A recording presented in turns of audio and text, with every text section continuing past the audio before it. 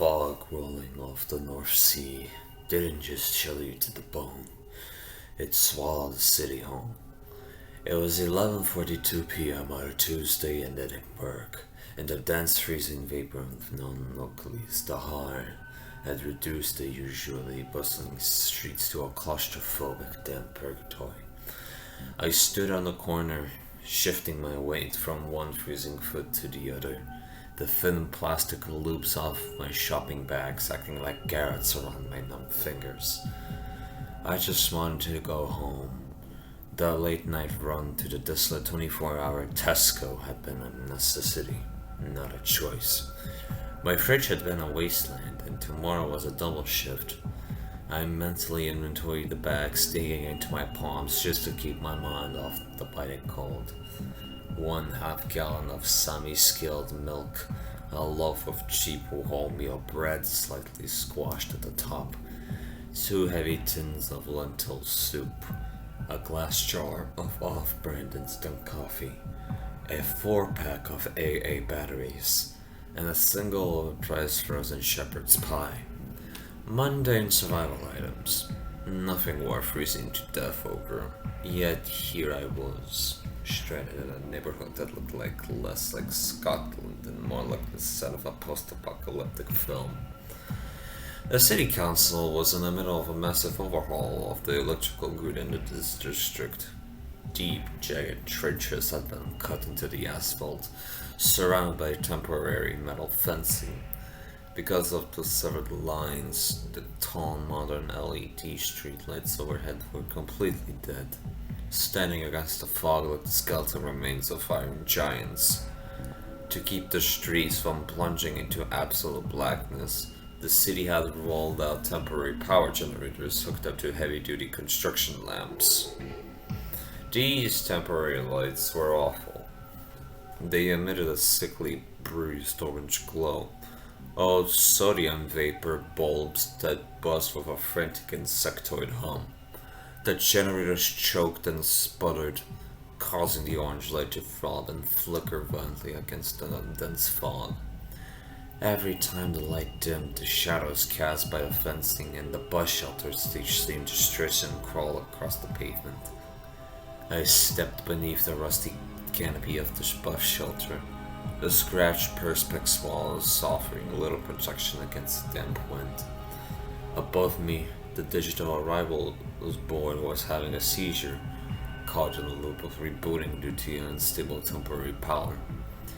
I turned my attention to the physical timetable encased in the display case. The glass was etched with graffiti, but I could just make out the grid of routes, times, and vehicle models. I traced my frozen finger down the columns, trying to calculate the way out of the cold. The transit authority had severely restricted night service because of the electrical trenching. Route 3 of Volvo BF5TL double-decker was terminated at 23:00. The last one was long gone. Route 14 of Alexander Davidson Viro 400, rerouted 2 miles east, completely useless to me.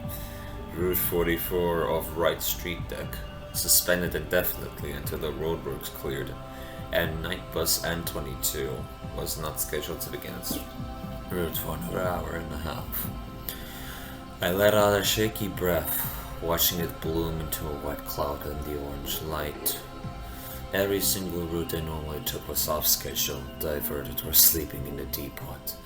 The city was practically telling me to start walking the 3 miles back to my flat in the dark.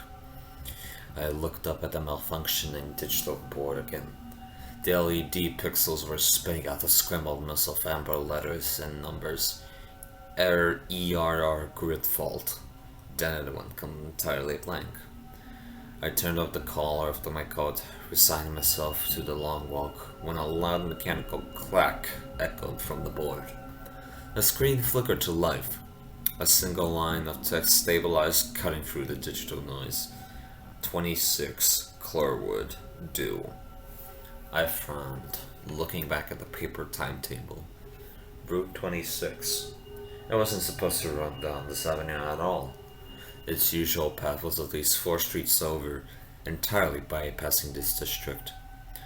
More importantly, according to the faded print under the glass, Route 26 ceased all operations at 10:30 p.m. It shouldn't be running. But as I peered down the long empty street, straining my eyes against the thick fog, the ground began to vibrate.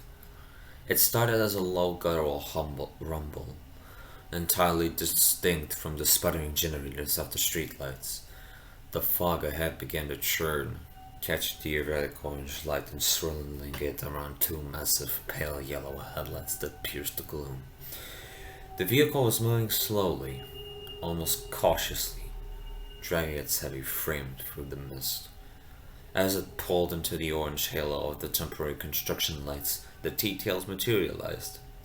It was an earlier model, a brutalist boxy Volvo Olympian from the late 90s, the kind they usually kept reserved in the back of the depot for emergencies.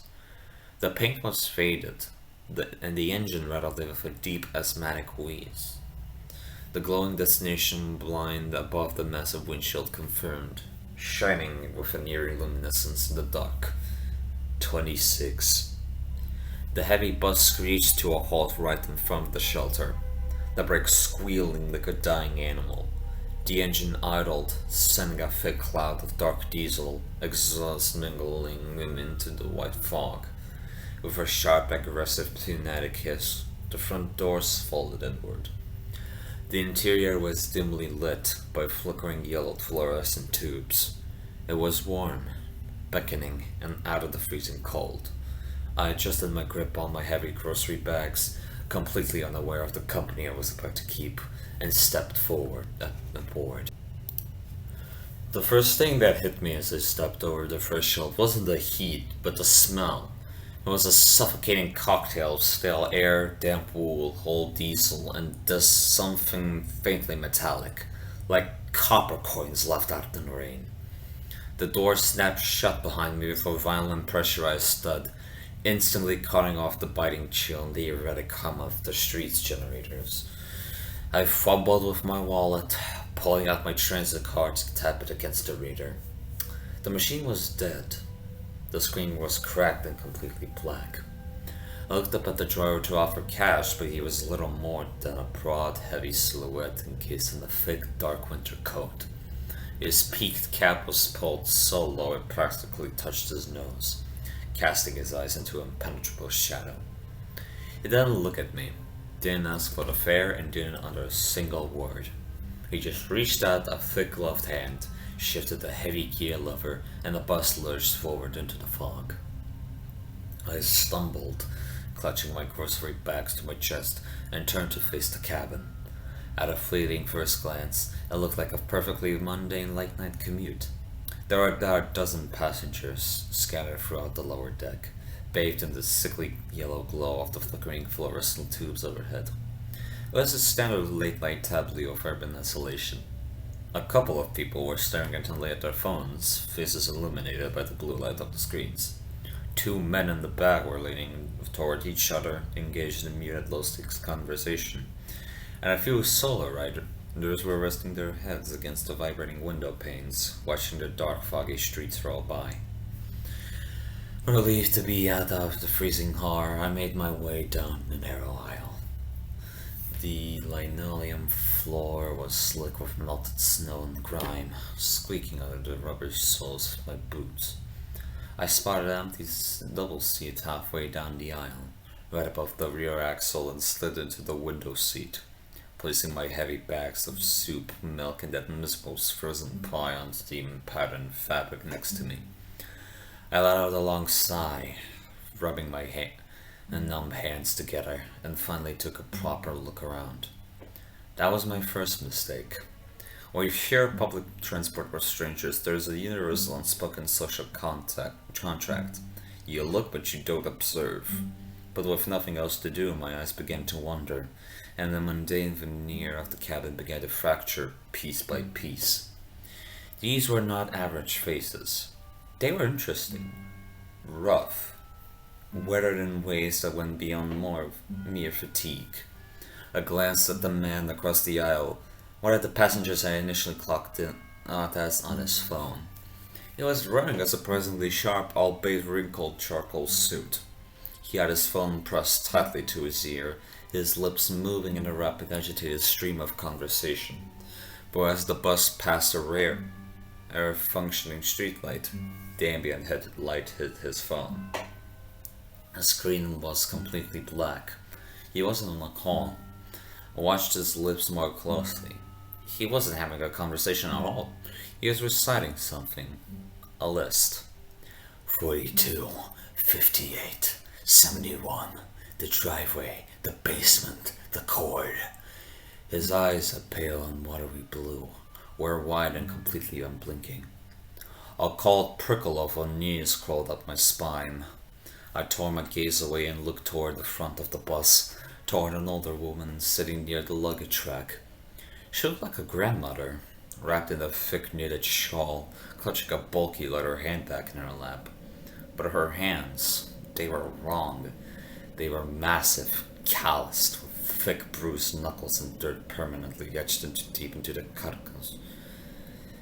She shifted her grip on the bag, her sleeve pulled back, revealing a faded, jagged scar that wrapped entirely around her wrist like a barbed wire bracelet. She was staring straight ahead, completely motionless, breathing in a slow, calculated rhythm that seemed too deliberate for someone merely resting. I swallowed hard, the dry heat of the bus suddenly making me feel claustrophobic. I looked at the two men in the back who I thought were chatting. They were indeed leaning into each other, their mouths moving, but there was no sound, no whispers, no laughter, no breathing. It was a solemn pantomime of a conversation. And worse, their eyes weren't focused on each other. Through the gap between the seats, I realized they were looking at the reflection in the window opposite to them, the reflection of me. My heart began to hammer a heavy, irregular rhythm against my ribs. I slowly scanned the rest of my bus, my eyes starting from seat to seat. The teenager in the oversized gray hoodie, he was resting his head against the glass, but his eyes were open, tracking my reflection in the window. The one with the dark sunglasses in the very back row, her head was tilted ever so slightly in my direction. The man in the suit with the dead phone, he had stopped whispering. The ambient noise on the bus, the rattling chassis, the roaring engine, the squeaking suspension, seemed to fade into the background, leaving a suffocating heavy silence inside the cabin. It wasn't an average bus. None of them were minding their own business. They were perfectly still, they were perfectly quiet, and beneath the flickering yellow lights, every single person on this bus was cautiously, deliberately, and hungrily watching me. For what I felt like an eternity, I was trapped in that suffocating terrarium, pinned to my seat by the dead heavy stares of the passengers. My knuckles were white, gripping the thin plastic loops off my testicle bags so tightly they were cutting off the circulation. I tried looking out the window, but the thick gray hair pressing against the glass only reflected my own terrified face back at me, framed by the watchful eyes of the silent cabin. Then the air brakes hissed. The bus lurched forward, throwing me against the seat in front of me, before violently screeching to a halt at a stop that didn't seem to exist. Outside, there was no shelter, no streetlights, just an endless wall of swirling fog. The heavy pneumatic doors folded open. The spell in the cabin broke. Almost in unison, the passengers slowly turned their heads away from me, their attention shifting through the front of the bus. I let out a long, shaky exhale, the tension bleeding out of my shoulders. A man stepped aboard. Instantly, a wave of relief washed over me. He looked normal, disarmingly so. He was in his late 30s, wearing a slightly worn olive green parka and a thick woolen beanie. He had a scruffy, warm face and kind, crinkling eyes. In fact, he looked incredibly familiar. I couldn't quite place him. Maybe I'd seen him buying coffee at the local Greg's, or maybe he was a neighbor from a few streets over. Whatever the case, he possessed an aura of approachable humanity that this bus had desperately lacked. Unlike me, he didn't even try to tap a transit card. He just gave the driver a brief, solemn nod and made his way down the aisle. He didn't seem to notice the oppressive silence. He walked with a casual, easy gait, glancing at the occupied seats before his eyes locked onto me. He smiled, a genuine, sympathetic smile, and gestured to the space next to me, currently occupied by my frozen shepherd's pie and off-brand coffee. "Mind if I squeeze in here, mate?" he asked. His voice was a rich, grounded baritone. Other seats look a bit grim. "Oh yeah, of course," I blurted out, my voice cracking slightly from disuse and adrenaline. I scrambled to gather my bags awkwardly piling the milk and soup tins onto my lap and wedging the rest between my butts. "Sorry, let me just move this." "No worries, take your time," he said. Sliding into the aisle seat, he unzipped his parka, letting out a sigh as the bus rambled back into motion. "Brutal night out there, eh?" "Fox thick as pea soup. Thought I'd be walking until this relic showed up." "Tell me about it," I replied, eager to keep the conversation going, desperate for an anchor to reality. "I was just at the Tesco on the bike pass. Half the grid is down. I didn't even think the 26 ran this late. I was sure I was going to freeze to death waiting." The stranger chuckled, leaning back into the worn upholstery. "Yeah, it doesn't normally, but you know how it is. Special transit. Gotta keep the schedule no matter the weather. They never cancel this route." "Lucky for us, I guess," I said, offering a weak smile. "Absolutely," he agreed. He glanced down at the bulging plastic bags on my lap, his eyes lingering on the shapes of the tins. "Milk, soup, and a frozen pie. Living large, I see. Getting your last decent meal in?" "Something like that," I laughed, though it sounded hollow in my ears. "I got a double shift at work tomorrow. Just needs the calories so I don't collapse halfway though." "Work," he repeated softly. The warmth in his voice suddenly seemed to thin out like thin ice cracking over the deep lake. "Right, keeping busy. That's good. Idle hands and all that." I looked at him. The crinkles around his eyes had vanished. His posture had changed. He was no longer leaning back relaxed. He was sitting perfectly rigid, his head tilted slightly towards me. I realized that when I seen him before. It wasn't the local coffee shop. It was the front page of the Edinburgh Evening News a few years ago. I couldn't remember the headline, but the mugshot was burned into my subconscious. The ambient noise of the bus seemed to fall away again. I could feel the prickle of eyes on the back of my neck, the woman with the scarred wrists, the man whispering dead locations. They were watching again, listening. The stranger leaned in close, the smell of copper and stale earth radiated off his coat. His friendly facade completely dissolved into a look of cold, clinical curiosity. "Makes sense to keep your strength up," he whispered, his eyes locking onto mine with an unblinking, predatory focus. "So, what charges you have?" My brain stuttered. "Charges? What?" I stammered, my grip tightening on the milk carton until the plastic buckled. "What do you mean, charges?" "Don't be shy, mate," he said, a slow, humorless grin stretching across his face, exposing teeth that looked entirely too sharp. "We're all friends here. We all got a ticket to ride. So, what did you do?" "Charges." My eyes darted past into the rest of the cabin. The whispering man in the suit, the grandmother with the thick bruised knuckles, the teenager with dead eyes. The special transit never gets cancelled. The driver didn't take fares. This wasn't public transport. I was sitting on a bus full of monsters, and they all thought I was one of them. I think you've made a mistake," I whispered, the words barely making it past the lump of pure terror lodged in my throat. My heart wasn't just beating, it was violently thrashing against my ribs, desperate to escape. The stranger's humorless grin didn't falter. He simply tilted his head, studying me like an entomologist, watching a particularly pathetic beetle struggle on a pin. Around us, the oppressive silence of the cabin thickened. The rhythmic rattling of the Volvo Olympian's chassis seemed to slow down, amplifying the quiet. They knew the illusion was shattered. The man in the suit across the aisle leaned forward, the leak yellow light catching the dread watery pale of his eyes. The grandmother with the barbed wire scar shifted her massive bruised hands, gripping the handles of her leather bag like a garrote. Mistake, the stranger said next to me, echoed softly.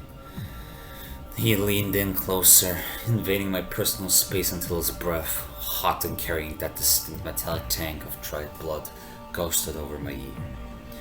There are no mistakes on the 26, mate. You boarded, you sat down, you took a seat among the guilty. I just needed to get home, I pleaded, my voice trembling. I hugged my grocery bags tighter, a pathetic shield of lentil soup and semi-skilled milk against the busload of apex predators. I didn't know. Ignorance isn't an alibi, a voice rasped from the back. I didn't turn around to see who said it. I couldn't move. The stranger beside me chuckled, a dry scraping sound. He shifted his weight, his knee pressing painfully against mine. You reek of innocence, lad. It's disgusting. Smells like soap and apologies. You don't belong here. You haven't earned your seat. Suddenly, a sharp, searing pain erupted on the back of my left hand. I gasped, instinctively jerking my arm back. A thin, perfectly straight line of crimson welled up across my knuckles. I looked to my left. A teenage boy in the oversized gray hoodie, the one then tracking my reflection, was standing in the aisle, right beside my seat. He held a small rusted scalpel blade, pinched casually between his thumb and forefinger. He hadn't lunged. He had simply reached out and traced the blade across my skin as he walked by, heading toward the front of the bus. He didn't even look at me. It wasn't an attack. It was a stamp. Consider that a courtesy, the stranger beside me murmured, his voice dropping to a low, lethal vibration. A little reminder.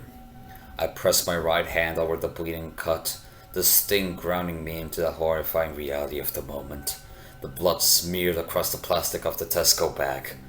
The driver doesn't like tourists, the stranger continued, his eyes locked into the front of the cabin, and we certainly don't like sharing our space with prey.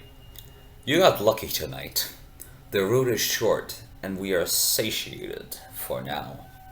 The air brakes hissed a violent pressurized scream. The bus jerked, throwing me forward as it ground to a halt.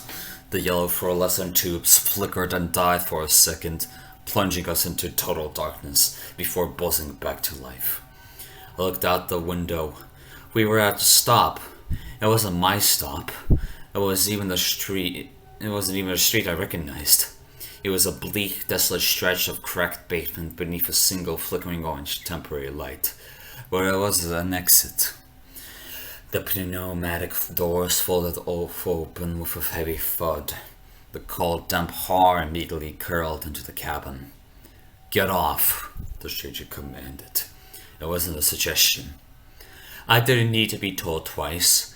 I scrambled out of the seat, practically throwing myself into the aisle. I didn't look at the man in the suit. I didn't look at the grandmother. I kept my eyes fixed on the doors, open doors, clutching my groceries to my open chest, my bleeding hand throbbing in time with my pulse. As I reached the front, I didn't dare look at the driver, still encased in heavy shadow, his massive hands resting on the wheel.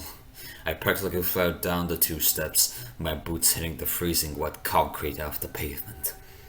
I stumbled forward, putting as much distance between myself and the bus as possible, gasping the freezing fog into my lungs like a drowning man breaking the surface. Behind me, the doors hissed shut. I spun around, expecting the bus to roar away. Instead, it sat idling in the orange gloom. The stranger in the parka had moved over the window where I had just been sitting. He pressed his face against the glass, looking down at me. He raised a hand, pointed a single deliberate finger straight at my face.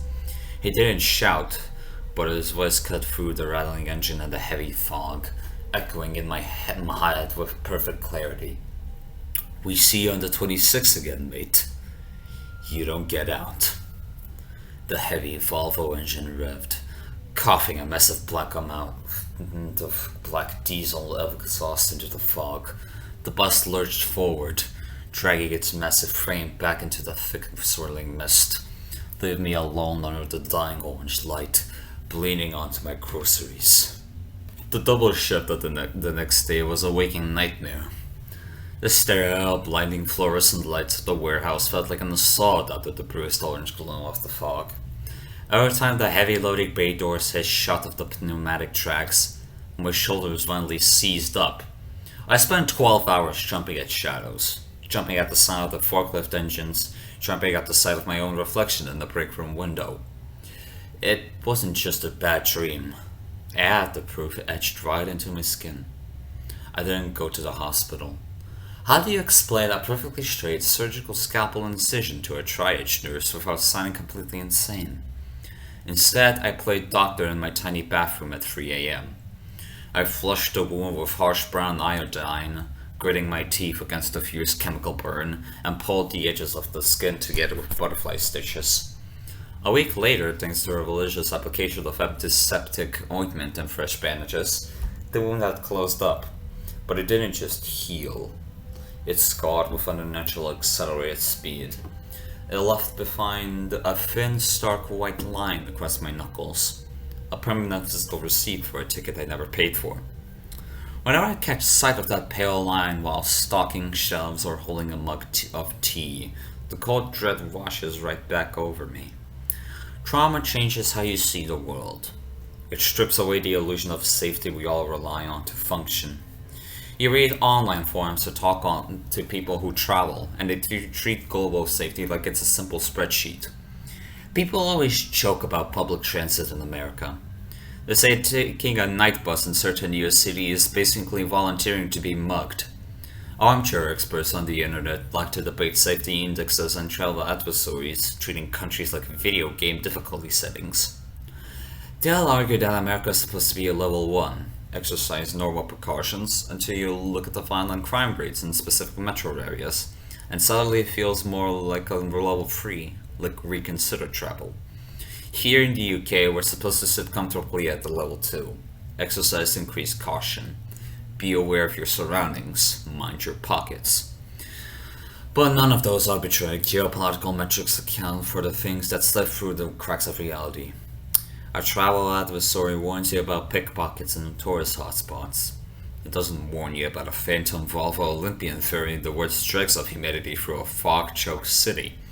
It doesn't warn you that sometimes the monsters don't hide in the shadows. They take the window seat and ask how your day was.